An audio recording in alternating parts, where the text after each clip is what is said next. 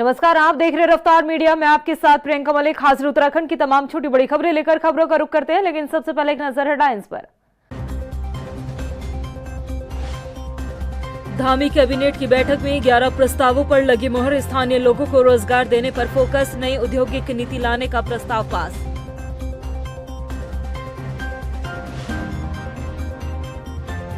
उत्तराखंड को योग हब बनाने की तैयारी। धामी कैबिनेट में देश की पहली योग नीति को मंजूरी। हब बनाने वालों को मिलेगी सब्सिडी।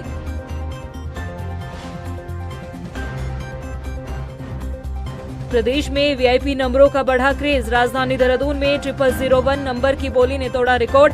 13,77,000 रुपए में बिका वीआईपी नंबर। और देहरादून नगर निगम कर रहा दुकानों और प्रतिष्ठानों पर लाइसेंस शुल्क लेने की तैयारी। व्यापारियों ने जताई नाराजगी। नगर निगम बनाएगा समिति, फिर होगा अंतिम फैसला। हेडलाइंस के बाद बुलेटिन में खबरें विस्तार से। मुख्यमंत्री पुष्कर सिंह धामी की अध्यक्षता में मंत्रिमंडल की बैठक हुई, जिसमें कई मुद्दों पर चर्चा के बाद 11 प्रस्तावों पर मुहर लगी है। तो चलिए आपको ग्राफिक्स के जरिए समझाते हैं कि कैबिनेट बैठक में कौन कौन से फैसले लिए गए हैं। उत्तराखंड में अटल स्वास्थ्य योजना और आयुष्मान योजना में पेमेंट के बैकलॉग को दूर करने के लिए 75 करोड़ की व्यवस्था को मंजूरी। उत्तराखंड अधिप्राप्ति नियमावली में संशोधन। स्थानीय लोगों को रोजगार देने पर प्राथमिकता। अब 10 करोड़ तक के ठेके स्थानीय लोगों को मिलेंगे। सभी अलग अलग श्रेणी के ठेकेदारों के लिए सीमा बढ़ाई गई। स्वयं सहायता समूहों को 5 लाख तक के काम मिलेंगे। टेंडर्स को और पारदर्शी बनाने की तैयारी। सभी टेंडर्स को पूरी तरह ऑनलाइन करने का फैसला। कोर्ट और केंद्र के निर्देशों के मुताबिक टेंडर्स निकाले जाएंगे। उत्तराखंड में नई औद्योगिक नीति लाने पर मुहर। अलग अलग श्रेणी के उद्योगों के लिए नई नियमावली तैयार। पुरानी नीति 30 जून 2025 को हो रही खत्म। सभी श्रेणी के उद्योगों के लिए सब्सिडी का भी फैसला। पर्वतीय जिलों में लगने वाले उद्योगों को मिलेगी अतिरिक्त सब्सिडी। उत्तराखंड में योग हब बनाने की तैयारी। हब बनाने वालों को मिलेगी सब्सिडी। उत्तराखंड में मिथाइल अल्कोहल को विष के तौर पर दर्ज किया गया। उत्तराखंड में बाढ़ सुरक्षा प्रतिवेदन को मंजूरी। उत्तराखंड में चाय विकास बोर्ड में 11 अतिरिक्त पद सृजित करने पर मुहर। उत्तराखंड में दून और हल्द्वानी मेडिकल कॉलेजों में आने वाले तीमारदारों को मिलेगी सस्ती दरों पर रहने खाने की व्यवस्था को मंजूरी। जो कैबिनेट में हम लोग ये विषय ले गए थे, इसके मुख्य बिंदु ये थे कि पहले राज्यांतर्गत विभिन्न विभागों में 5 करोड़ तक के मूल्य के जो कार्य है वो अधिप्राप्ति नियमावली के अनुसार स्थानीय व्यक्तियों को या स्थानीय पंजीकृत फर्म के माध्यम से ही किए जाते थे। अब जो है ये सीमा बढ़ाते हुए 5 करोड़ से 10 करोड़ रुपए करी हुई है। साथ ही में अलग अलग श्रेणी के ठेकेदार हमारे यहाँ पर विभागों में 9 ये होते हैं, उनका क्लासिफिकेशन किया जाता है। उसमें ई श्रेणी के जो पंजीकृत ठेकेदार है तो उनको उनकी, और जो डी श्रेणी के जो मतलब सभी अलग अलग श्रेणी के जो ठेकेदार है उनकी सीमाएं भी जो है आज बढ़ाने के संदर्भ में ऑनरेबल कैबिनेट द्वारा ये दिए हुए हैं। हम लोगों को सहमति दे रखी हुई है। तो अभी जैसे 5 करोड़ के 3 करोड़ के ऊपर तक जो है ओपन होते थे, अभी वो केवल 5 करोड़ के ऊपर ही जो है वो ओपन होंगे। मतलब हर एक श्रेणी में जो ठेकेदारों की सीमा है वो बढ़ाई गई है। स्वयं सहायता समूहों के लिए पहले कोई विशेष व्यवस्था थी नहीं, तो उनके लिए अभी लोकल सिलेक्शन से हम लोग 5 लाख तक के कार्य उनको दिए जा सकते हैं, इसकी भी व्यवस्था की गई थी। परचेस प्रेफरेंस ऑप्शन होता है, जो स्थानीय हमारी संस्थाएं होती है या एमएसएमई होती है, उनके उत्पादों को बढ़ावा मिले, इसलिए एक प्रेफरेंस पॉलिसी होती है। उस पॉलिसी को भी आज कैबिनेट द्वारा अनुमोदित कर दिया है। भारतीय जनता पार्टी ने 21 से 31 मई के बीच देश के सभी जिलों में अहिल्याबाई होलकर की 300वीं जयंती बनाने का फैसला लिया है, जिसके तहत राजधानी देहरादून में भी अहिल्या स्मृति मैराथन एक विरासत एक संकल्प का कार्यक्रम आयोजन किया गया, जिसमें सीएम पुष्कर सिंह धामी ने शिरकत की। इस दौरान सैकड़ों की संख्या में बच्चे, युवा और महिलाओं ने भी हिस्सा लिया। वहीं खुद मुख्यमंत्री ने बच्चों के साथ दौड़ लगाई। मैराथन के बाद विजेता प्रतिभागियों को सम्मानित किया गया। देखिए, पुण्य श्लोक अहिल्याबाई होलकर जी का बहुत बड़ा योगदान है। नई पीढ़ी भी उनसे प्रेरणा ले। वो केवल एक राज्य की रानी नहीं, बल्कि भारत की संस्कृति को जन जन तक पहुँचाने वाली थी। आज के समय में उनका स्मरण हर रूप से हो रहा है। 300 वर्षीय जयंती है और 300 वर्षीय जयंती में इस पुण्य आत्मा को समाज के हर वर्ग तक और उसमें खास तौर पर युवा वर्गों के बीच में भी उनकी पहचान और दृष्टि के साथ ये कार्यक्रम आज पूरे स्थान पर हुआ। माननीय मुख्यमंत्री आज कार्यक्रम में आए थे। मैं हमारी जो महानगर की इकाई उसको बधाई देता हूँ। देखिए, आज अहिल्याबाई होलकर जी के स्मृति में ये हाफ मैराथन का आयोजन किया गया है, जिसमें बहुत सारे प्रोफेशनल एंड एमेच्योर प्रतिभागियों ने भाग लिया है। माननीय मुख्यमंत्री जी स्वयं इसमें उपस्थित रहे हैं और ये न सिर्फ देहरादून में बल्कि देश के कोने कोने में ये कार्यक्रम आयोजित किए जा रहे हैं। अहिल्याबाई होलकर जी का जो योगदान भारत की और ख़ास तौर पे सनातन के लिए रहा है, उसको कमेमोरेट करने के लिए, उसको यादगार बनाने के लिए ये सारे कार्यक्रम आयोजित किए जा रहे हैं। लोगों में लग्जरी गाड़ी के साथ साथ वीआईपी नंबर प्लेट का क्रेज काफी बढ़ता जा रहा है। महंगी गाड़ी तो महंगा नंबर प्लेट भी लोगों की चाहत बनती जा रही है, या यूं कहे कि स्टेटस सिंबल बन चुका है। इस बार देहरादून में आरटीओ द्वारा ऑनलाइन नीलामी में वीआईपी नंबरों की लाखों की बोली लगी है। रिपोर्ट देखिए। देहरादून में लोगों को लग्जरी कार रखने का शौक है, तो वहीं वीआईपी नंबर प्लेट लेना भी दून के लोगों के लिए स्टेटस सिंबल बन चुका है। लग्जरी गाड़ी लेने के शौक के साथ ही वीआईपी नंबर लेने का क्रेज भी बढ़ने लगा है। इसके लिए लोग लाखों रुपए भी खर्च कर देते हैं। इस बार परिवहन विभाग में नंबरों के लिए ऑनलाइन बोली में 0001 नंबर ने पिछले सभी रिकॉर्ड तोड़ दिए।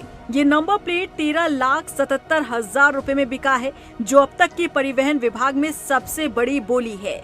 ये नंबर रियल एस्टेट कारोबारी जीटीएम बिल्डर्स एंड प्रमोटर्स ने अपनी वॉल्वो कार के लिए खरीदा है। बता दें कि इस बार UK 07HC सीरीज कुल 25 नंबरों की ऑनलाइन बोली लगाई गई। सीरीज के लिए 0001 नंबर ने अभी तक सभी रिकॉर्ड तोड़ दिए हैं। दूसरे नंबर पर इस बार भी 0009 नंबर रहा, जो 3,95,000 रुपए में बिका। तीसरा स्थान 0007 नंबर रहा, जो 3,08,000 रुपए में बिका। चौथे नंबर पर 0005 रहा, जो 3,05,000 में बिका। पांचवें नंबर पर 0002 नंबर रहा, जो 2,10,000 रुपए में बिका। साथ ही 9999 नंबर 1,08,000 रुपए में बिका। वहीं 7777 नंबर 1,02,000 रुपए में, तो वहीं 8888 नंबर 96,000 रुपए में, वहीं 0999 नंबर 95,000 रुपए में, तो वहीं 0004 नंबर 57,000 रुपए में बिका। वहीं 0011 नंबर 53,000 रुपए में, तो वहीं 0008 नंबर 42,000 रुपए में, वहीं 5555 नंबर 40,000 रुपए में बिका। वहीं बाकी नंबर 11,000 से 39,000 रुपए के बीच में रहा। आरटीओ संदीप सैनी ने बताया कि अप्रैल 2024 में एक कारोबारी ने 0001 नंबर 8,45,000 रुपए में खरीदा था, जो अब तक की इसकी सबसे अधिक कीमत थी। लेकिन इस बार पिछले रिकॉर्ड को तोड़कर ये नंबर 13,77,000 रुपए में बिका है।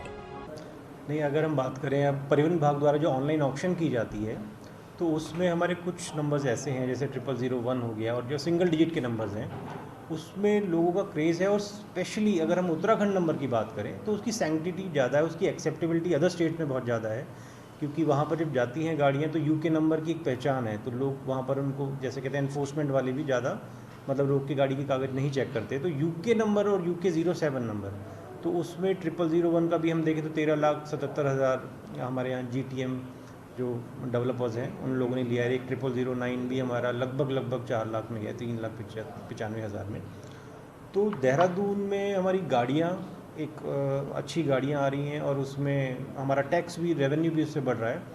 और इसमें लोगों का एक क्रेज़ ऐसा हो रहा है कि हम 0001 लेंगे तो एक शौक़ होता है, तो उस शौक़ के लिए लोग पैसा पेइंग कैपेसिटी के हिसाब से आजकल दे रहे हैं। तो हमारा रेवेन्यू भी बढ़ रहा है। तो हम आज उसी लिए हमने 0001 और 0009 जिन्होंने लिया उनको फेलिसिटेट करना चाहते हैं, जिससे और भी लोगों में इसका एक भरोसा वो हो कि हम नंबर ले रहे हैं तो हमारे राजस्व में हम कंट्रीब्यूट कर रहे हैं, तो हमारे को भी सम्मान दिया जा रहा है।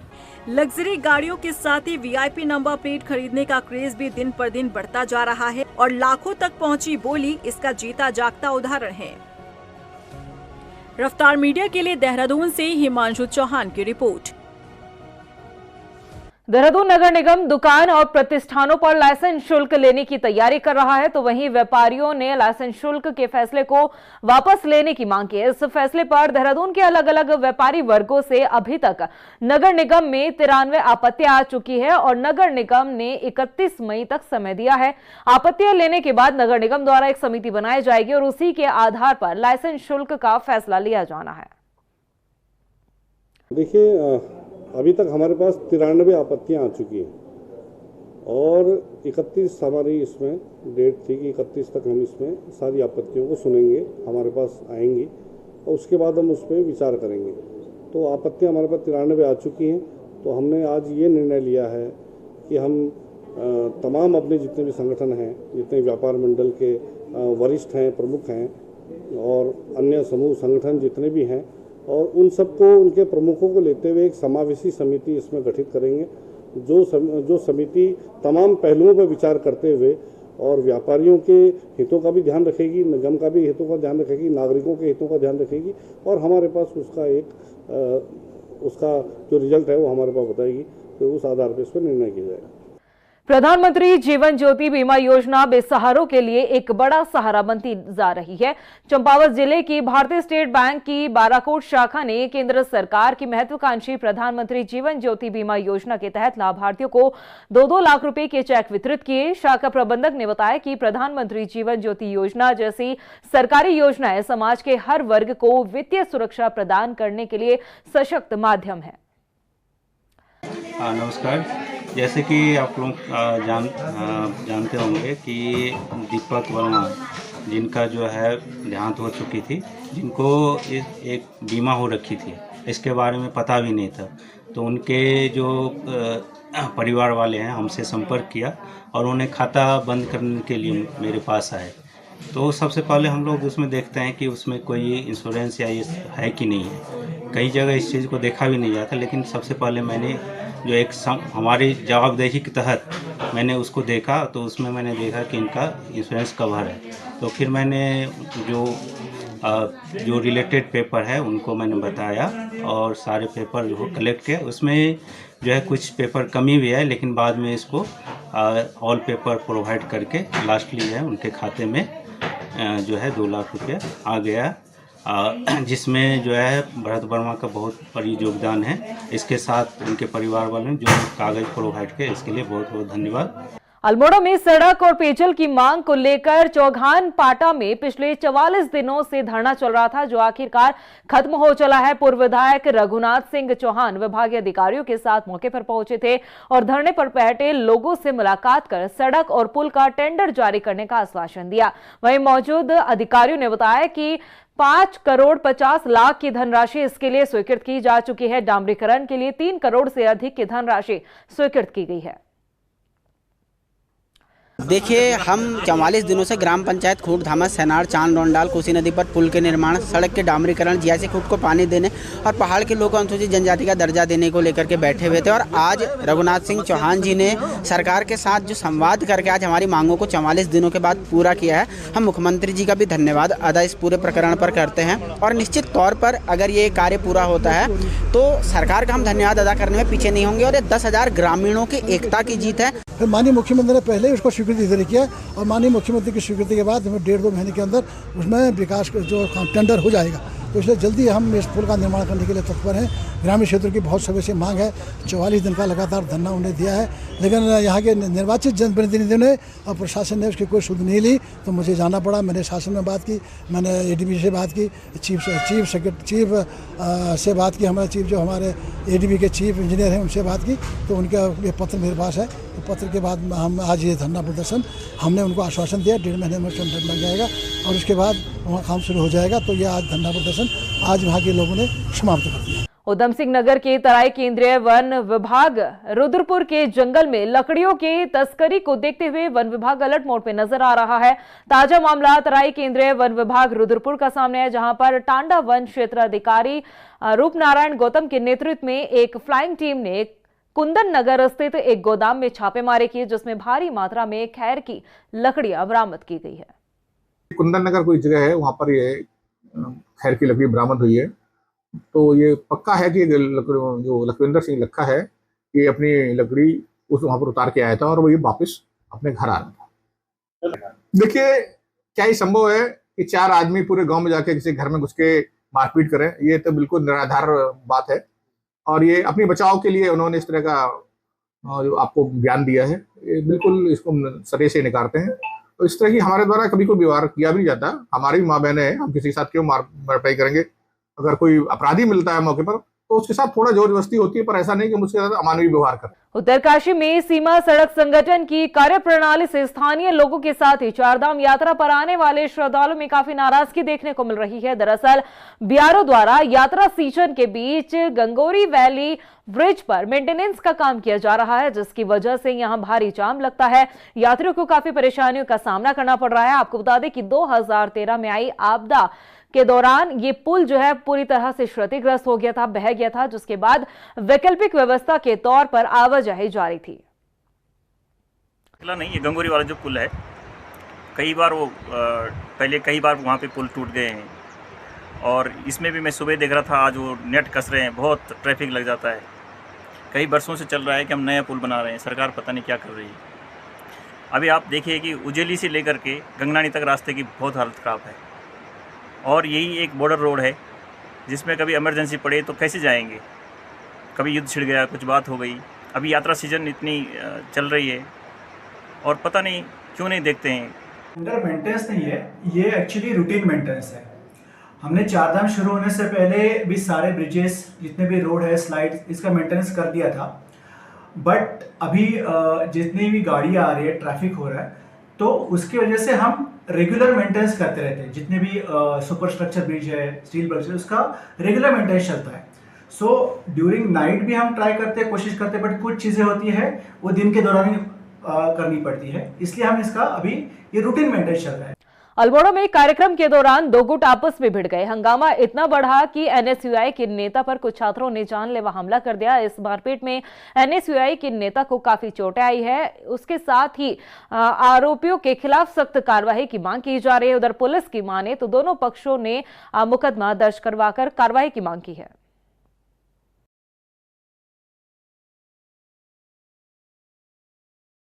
देखिए, कल हमारे एनएसयूआई के छात्रों के संग कॉलेज में मारपीट की गई।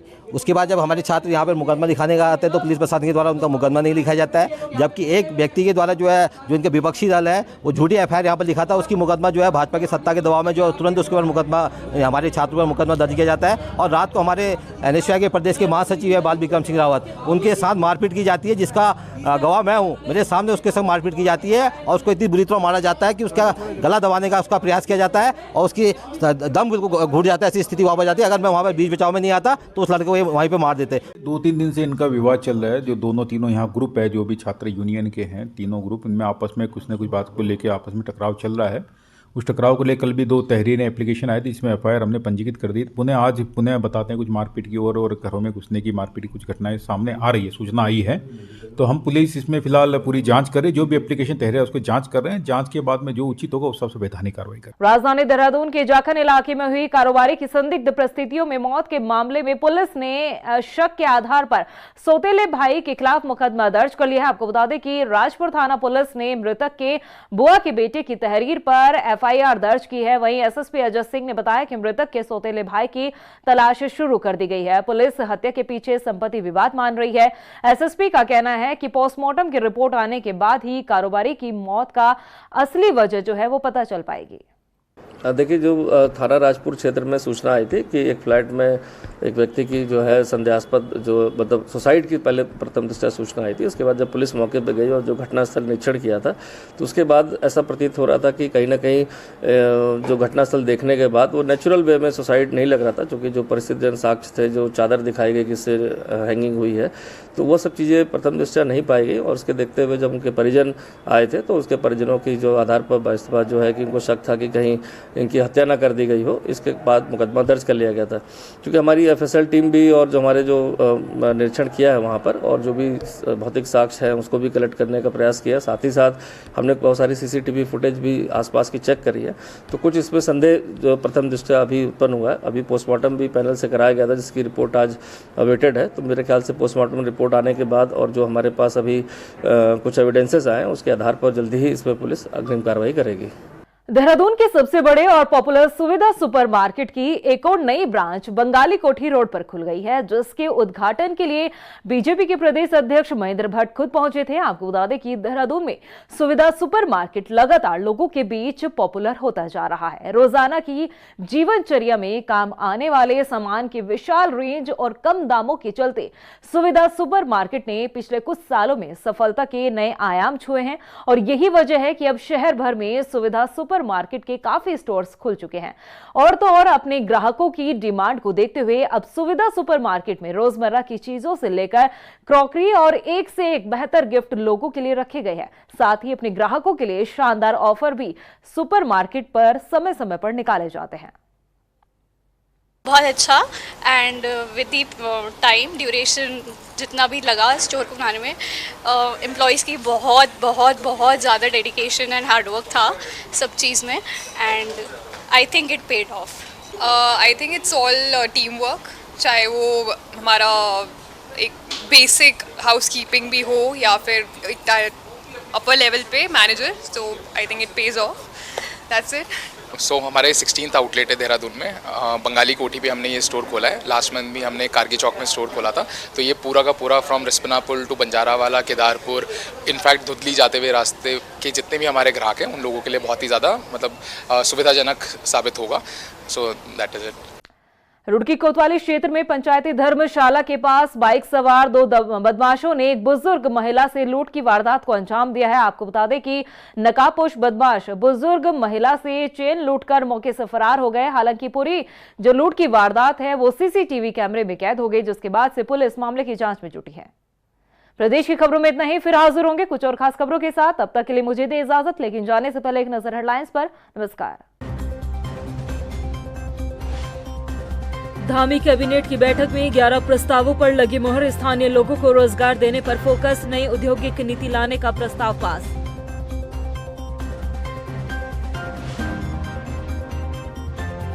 उत्तराखंड को योग हब बनाने की तैयारी, धामी कैबिनेट में देश की पहली योग नीति को मंजूरी, हब बनाने वालों को मिलेगी सब्सिडी।